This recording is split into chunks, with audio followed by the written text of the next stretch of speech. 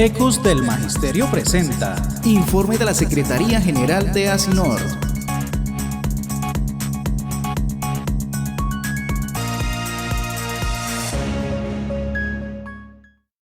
Un cordial saludo para todos los compañeros, maestros y maestras del norte de Santander y de Colombia que nos ven en esta mañana en nuestro programa institucional de Asinor.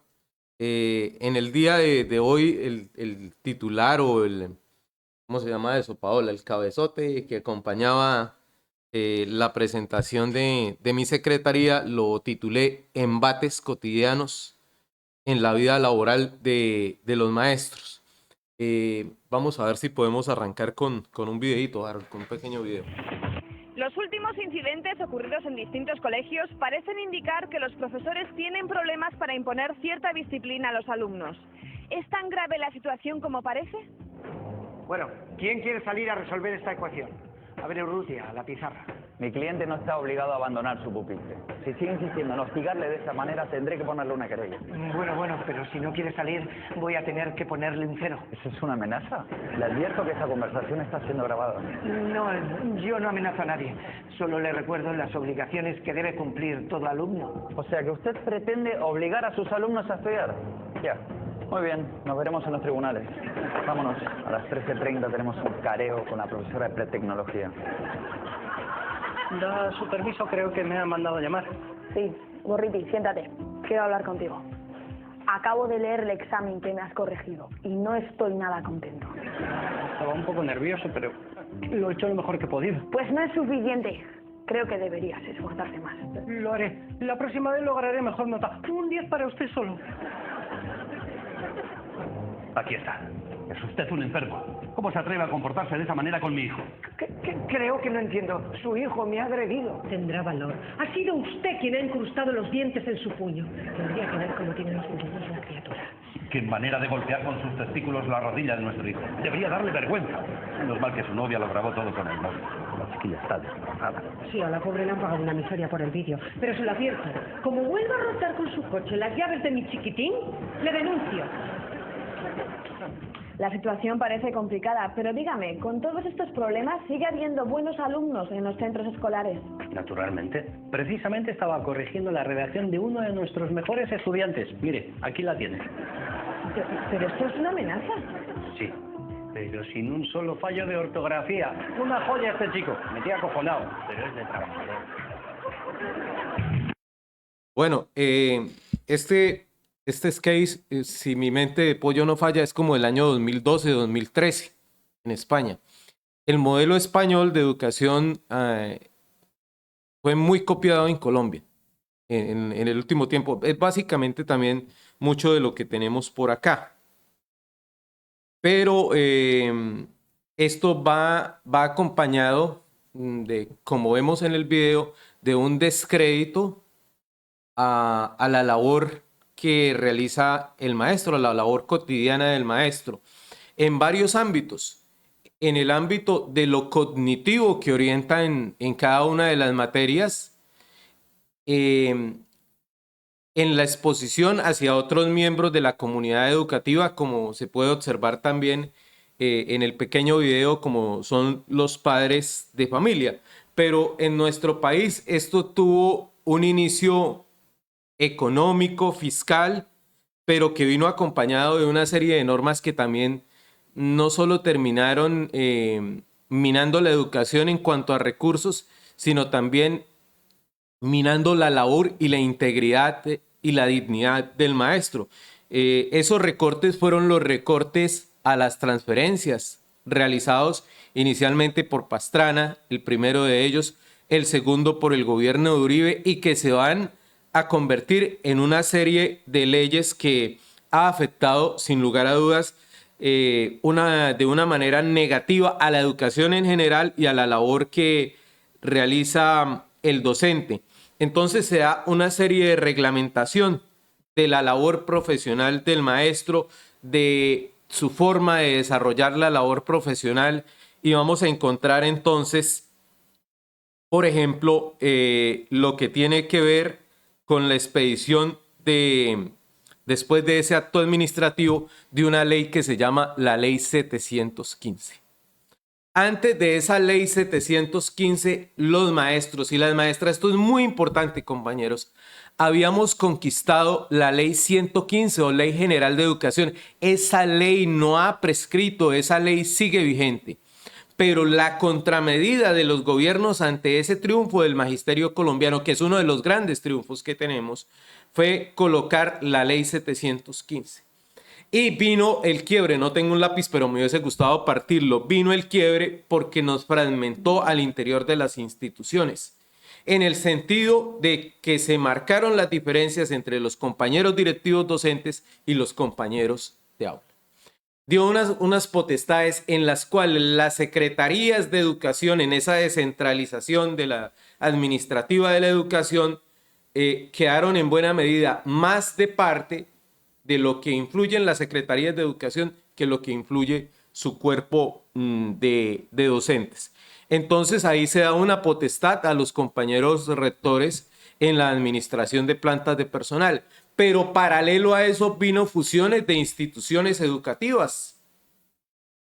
Entonces, instituciones que antes eran pequeñas, colegios pequeños, le retiraron su rector, las fusionaron con otras instituciones, entonces las instituciones quedaron con múltiples sedes y vino entonces la posibilidad de movimiento de profesores de una sede a otra.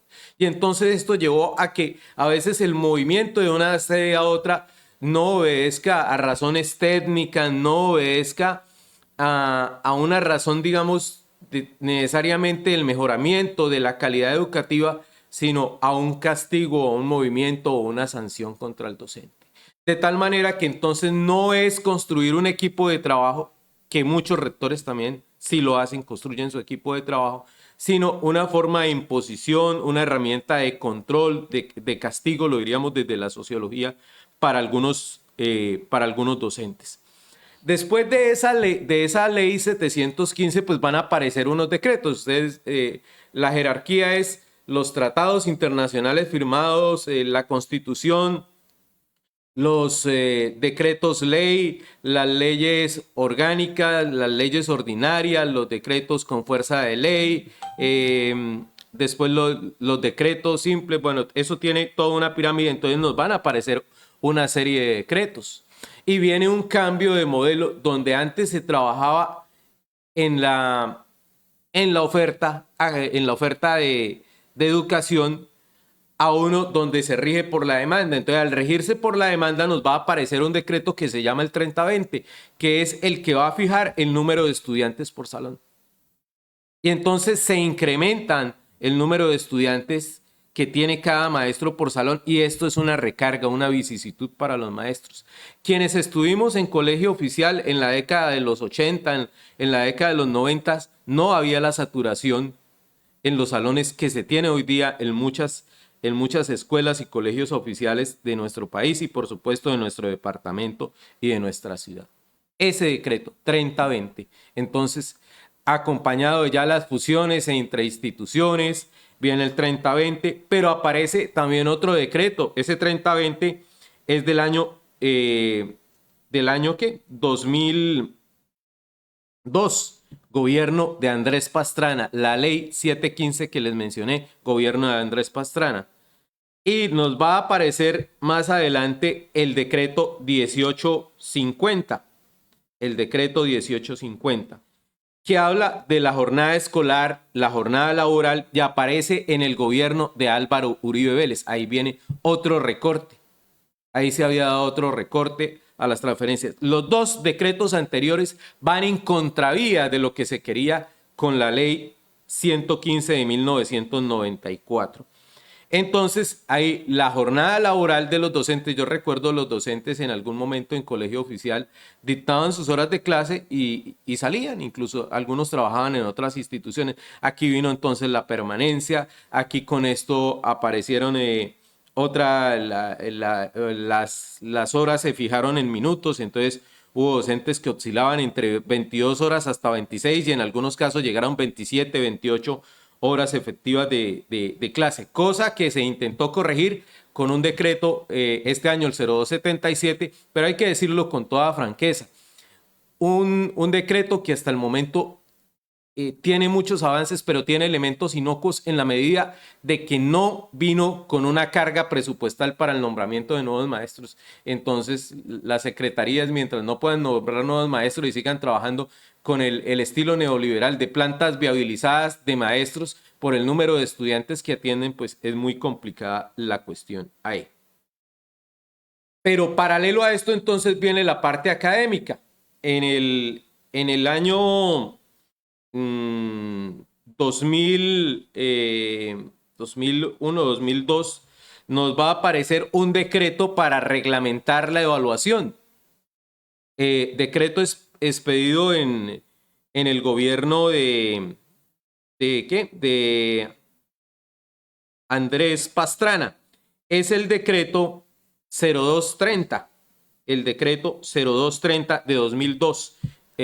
Andrés Pastrana, Francisco Lloreda, ministro de Educación. Ese decreto, entonces, ¿qué planteaba ese decreto? Que solo el 5% de los estudiantes podían perder el año. Entonces, con este decreto ya no es si el estudiante aprende, sino es que hay que forzadamente debe haber una promoción. Las cosas no funcionan así. No funcionan tampoco llegando a amenazar, es que este es mi curso, yo soy el profesor súper teso y de este curso solo pasan 5. Anoche dialogaba con un compañero de ciencias sociales, formado en ciencias sociales, en una actividad social, que en las universidades uno encuentra esta materia, aquí solo pasan 5. Y sí, evidente, eso también está mal hecho, pero decir que solo el 5%, o sea, la promoción no se puede regir por cifras. Aquí meten cifras, pero detrás de eso viene porque el recorte a las transferencias le puso énfasis en la demanda y en la demanda le puso precio al muchacho. Entonces, por cada muchacho giran a la Secretaría de Educación, por cada muchacho giran a los FOSES de las instituciones. Y si el muchacho reprueba el año, no le giran ese muchacho a la Secretaría de Educación, el valor correspondiente no se lo giran al colegio y hay una presión en últimas para que los muchachos pasen. Con un daño extra, que esto se hizo vox populi ante los padres de familia. Y hoy en día es muy difícil que un padre de familia realmente acepte que su hijo no tiene los conocimientos, o como lo llaman ahora término que no me gusta para nada, no tiene las competencias, pero llamemos que no tiene los fundamentos necesarios. Entonces es el muchachito que pasa todos los años del bachillerato, de la primaria, llega al bachillerato y se va casi sin saber nada de nada, o lo que se llama en el mundo un analfabeta funcional. Técnicamente sabe medio leer, medio escribir, pero difícilmente pensar, difícilmente aplicar algún proceso. Vino entonces también un ataque a todo lo que era el conocimiento y la ciencia, para que la tabla periódica, para que el álgebra, todas estas cosas, para qué leer los clásicos de la literatura. Entonces se pasó de leer libros a leer únicamente fragmenticos y a veces mal interpretados. El trabajo de la letra ya no es importante, como escriban los estudiantes. Todas estas cositas fueron acompañadas y apareció entonces la descalificación de lo que hace el maestro. Va a aparecer más adelante otro decreto de evaluación, el 1290. Bueno, este ya quita eso del 5%, fue tan nefasto que aquí lo quita, pero sin embargo al tener precio se siguió insistiendo en el elemento, y en las discusiones internas entonces se llegó a descalificar, o se ha llegado a descalificar internamente dentro de las instituciones algo que se debe respetar, que es la libertad de cátedra del maestro.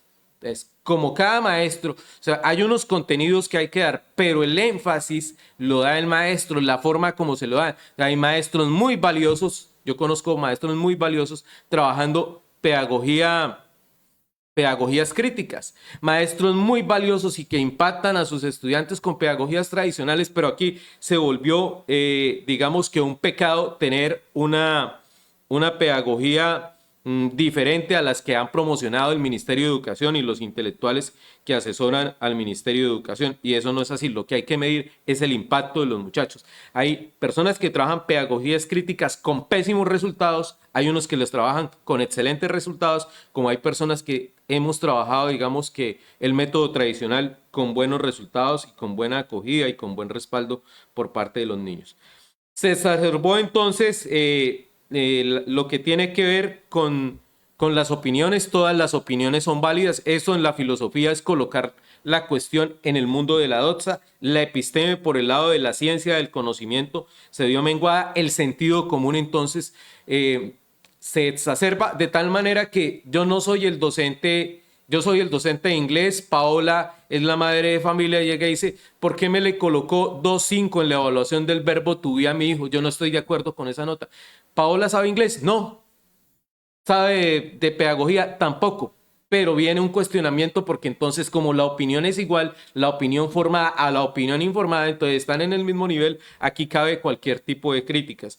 Esto ha hecho que muchos maestros, incluso que fueron muy buenos en su momento, sí están trabajando en las instituciones, pero bueno, esto como que no vale la pena. Y ahí nos llevó una brecha las buenas instituciones privadas, porque esas sí siguen con exigencia. No todas las instituciones por ser privadas son buenas, hay instituciones privadas de medio pelo, unas muy malas y unas de élite. Esas conservaron la exigencia, bueno, con acompañamiento a los colegios. Entonces se cuestionó en público la labor pedagógica del maestro. En público, por los demás miembros de la comunidad educativa, por los políticos, por quienes que son en últimas quienes gobiernan, entonces todo el mundo. Y se cuestionó sin y con razones la evaluación, con razones porque sí ha habido fallas también en algunos métodos de evaluación, o sea, llegar a asustar al estudiante, eso no es un buen método de evaluación. Sí, plantear una evaluación que ni el profesor sea capaz de resolver tampoco es un buen método de evaluación, pero otras sin razones. Entonces, no, aquí todo el mundo tiene que evaluar tipo IFES, no, es una evaluación que acaba, por ejemplo, con la capacidad de redacción del estudiante que facilita unos procesos mentales después de ejercer una buena lectura.